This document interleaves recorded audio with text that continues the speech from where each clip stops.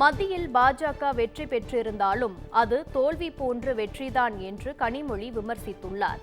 தென்காசி மாவட்டம் குருக்கள்பட்டியில் நடைபெற்ற பொதுக்கூட்டத்தில் சிறப்பு அழைப்பாளராக திமுக துணை பொதுச் செயலாளரும் நாடாளுமன்ற குழு தலைவருமான கனிமொழி கருணாநிதி கலந்து கொண்டார். அப்போது பேசிய அவர், தமிழகத்தில் திமுக கூட்டணி 40க்கு 40 என்ற வெற்றியை பெற்று இந்தியாவையே திரும்பி பார்க்க வைத்துள்ளது என்றும், பாஜகவின் பிரிவினவாதத்தை தொடர்ந்து எதிர்த்து போராடியதற்கு கிடைத்த வெற்றி என்றும் தெரிவித்தார். மத்தியில் பாஜக வெற்றி பெற்றிருந்தாலும் அது தோல்வி போன்ற வெற்றிதான் என்றும், இந்தியா கூட்டணியின் வெற்றியை உலகமே கொண்டாடுகிறது என்றும் அவர் கூறினார்.